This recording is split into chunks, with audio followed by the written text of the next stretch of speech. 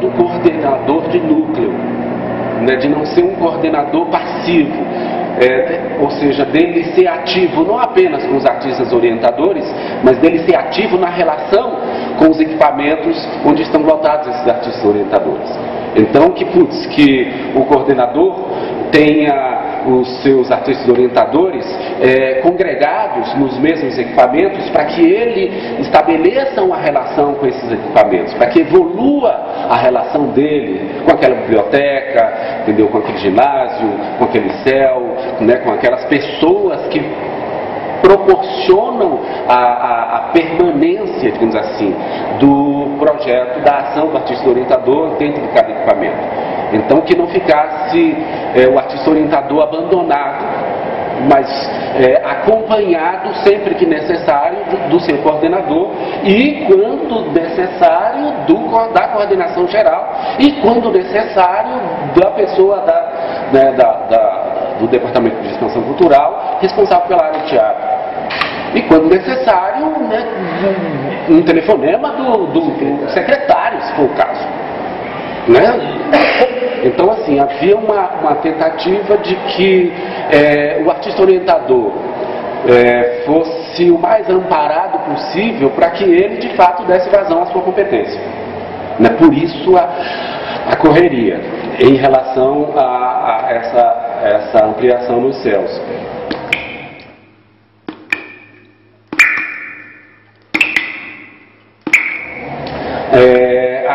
O corre-corre na secretaria dizia respeito principalmente ao fato de que, assim, era uma gestão nova que, felizmente, eu diria, de início manteve uma atitude de recepção, de reconhecimento, de consideração para com o vocacional, o teatro vocacional, né, a ponto deles chamarem a equipe que estava levando o vocacional na época, com a Maria, né, convidado eles a dar continuidade, apesar da mudança de gestão, mas a dar continuidade ao projeto nas condições que naquele momento era possível, né, o que parece que quase ocorreu, até que aquele núcleo que eu saí no segundo semestre desse ano de eleição, e sou bem sincero, saí porque começou a parar de pagar. Então, o primeiro mês não recebi, eu falei, não, calma. Isso ainda na gestão da Marta, 2004, o segundo semestre de 2004. Aí, o segundo mês não pagou, eu falei, gente, mas é que tem gente como eu que precisa. Né? Eu sou baiano, eu trabalho por necessidade, né? Senão eu voltaria para a Bahia para ficar bem bom, que a minha família poderia me oferecer lá, né? Aqui eu não tenho nada, eu preciso receber. E aí, quando chegou o terceiro mês que eu percebi que não saiu o pagamento, eu parei.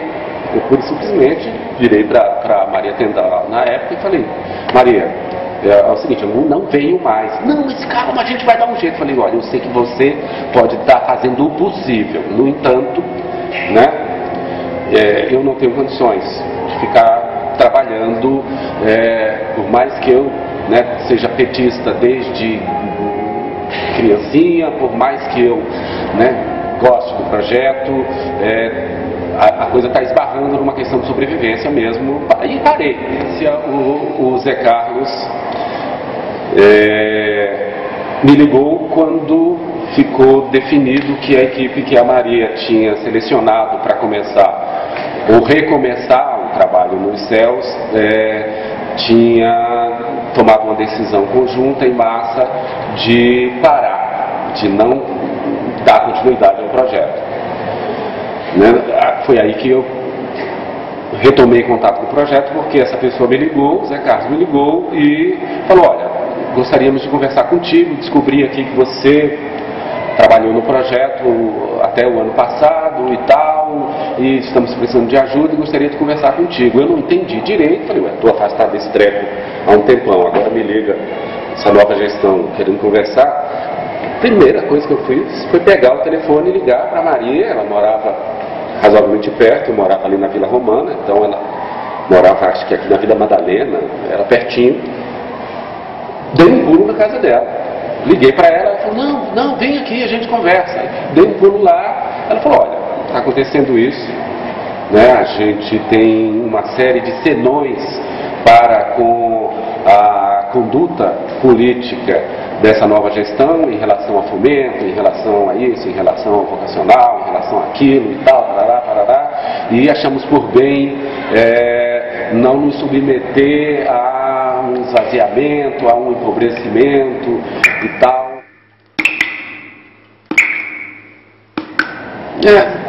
Pessoas que eram atendidas, que falavam assim, putz, faz bem demais para determinados grupos que estão sendo atendidos, que eu conheci, para muita gente que eu conheci. Eu lembro que nos céus mesmo, uma das coisas que mais me emocionaram foi um dia que a gente realizou uma atividade e teve uma mãe que virou na conversa e falou assim, é muito legal, parece que esse negócio de fazer esse teatro aí está fazendo muito bem para ele, porque antes assim ele não falava dentro de casa, essa coisa, né, de jovem e tal, estava sempre estranho, sempre nos horários dele e tal e coisa, e nunca conversava. Agora não, agora ele senta e aí ele fala lá, defende o que ele quer. Antes não, antes ele fazia o que ele queria sem conversar com a família. Então eu percebi que assim, o que a gente faz com o teatro é justamente pensar como se colocar. Não é numa perspectiva estética, numa perspectiva cidadã, numa perspectiva pessoal. Como se colocar? Como saber por que está querendo se colocar? Como reconhecer o que quer colocar e como organizar estrategicamente a ação para atingir os propósitos de querer se colocar. E o que essa mãe falava dizia respeito justamente a isso. Ou seja, um garoto que de repente começou a fazer teatro, iniciação lá ali no vocacional e que dentro de casa estava aprendendo a dialogar, a se colocar com a sua família. Se ele conseguia fazer isso com a sua família, que era onde ele ficava mais fechado, provavelmente ele estava conseguindo fazer isso talvez até um pouco mais fora, que é onde em geral os jovens se colocam, né? Isso me deu uma força muito grande. Teve uma outra vice-diretora de uma escola que um dia falou uma coisa assim, olha, muito interessante, porque há um tempo atrás eles se reuniram num grupinho e pediram uma reunião com a direção. A gente achou interessante e tal, marcamos a reunião. Aí eles foram lá para defender que eles queriam, eu não lembro se era que abrissem as grades no horário do intervalo para o ginásio ou para alguma coisa, mas eles, ao invés de quebrar as grades, ao invés de, entendeu?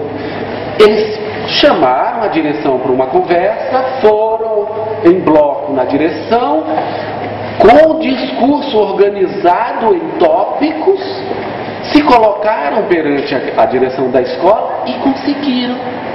O que antes eles achavam que só conseguiriam se eles esperassem a noite e quebrassem o portão, ou se eles esperassem as férias e encontrassem um modo de burlar aquilo ali. Aí eu olhei e falei, funciona. Quer dizer, não apenas na perspectiva do amparo, da qualificação para aqueles que já estão fazendo teatro numa perspectiva amador.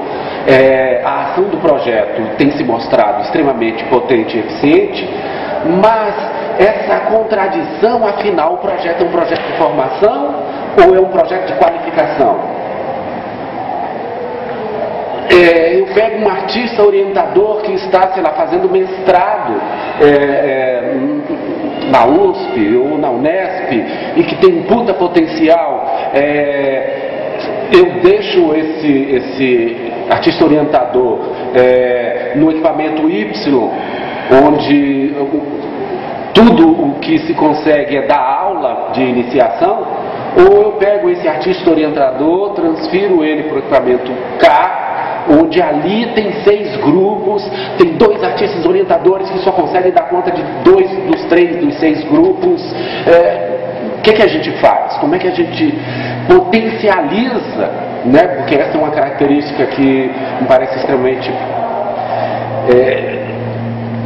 feliz, né, do projeto, que é assim, respeitar cada artista orientador. Quer dizer, o que queremos é que você desenvolva a sua competência a serviço, né, da população, a serviço daqueles que querem aprender ou se aprimorar na linguagem teatral. Então essa contradição era uma contradição que me parecia boa. Até porque tem artistas orientadores e artistas orientadores. Tem artista orientador que tem competência, mas que tem uma capacidade de catalisar gente nova, de envolver jovens que estão começando, né, de juntar pessoas diversas, às vezes do próprio equipamento. Tinha artista orientador que conseguia fazer grupo com funcionários, alunos da comunidade, adultos da comunidade. Você olha e fala assim, putz, essa é uma capacidade.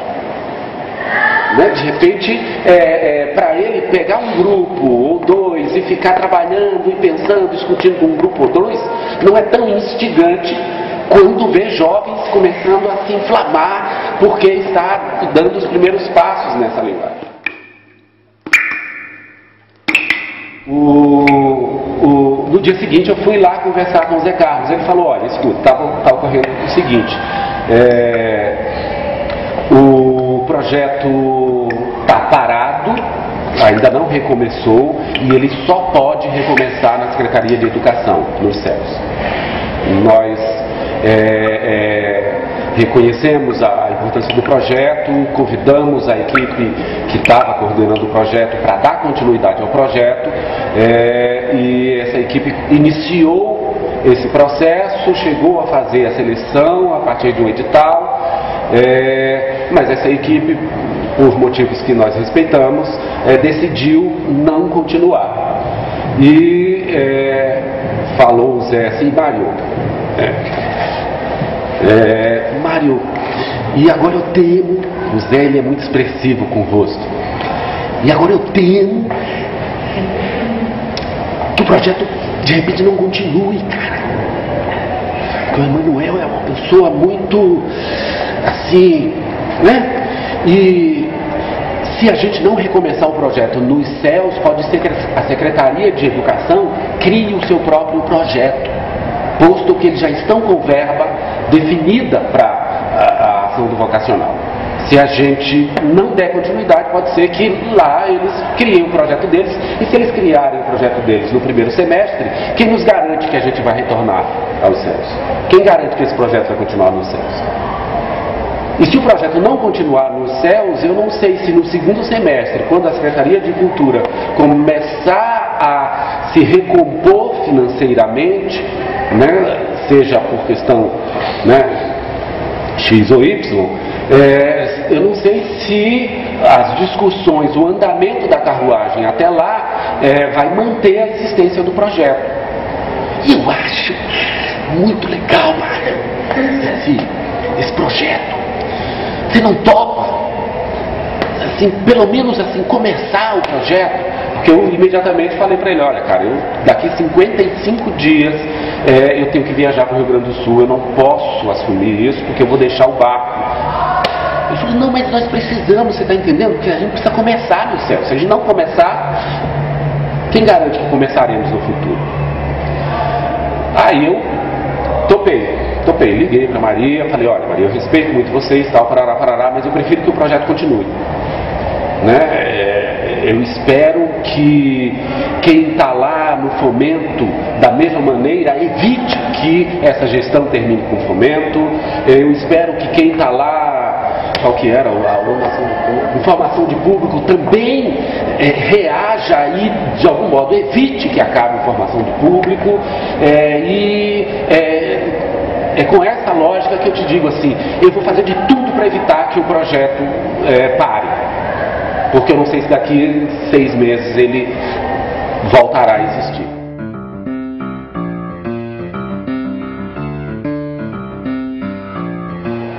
Gosto muito, extremo respeito pela Maria, pelo Celso, são pessoas que eu aprendi a admirar. O Celso eu já admirava pela figura pública dele, a Maria eu conheci e aprendi a admirar. Acho que foi uma pessoa extremamente importante no projeto. Ela pensou muito o projeto, ela pensava, ela discutia com a gente, ela incitava, era muito legal trabalhar com ela.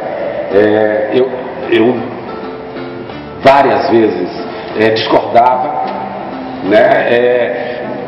Várias vezes eles discordavam de mim e eu acho que é assim que funciona mesmo, né? Não é só todo mundo em eterno consenso que consegue fazer com que uma ação que é uma ação plural aconteça. Eu acho que uma ação plural ela é feita mesmo de contradições, ela é feita de dissenso.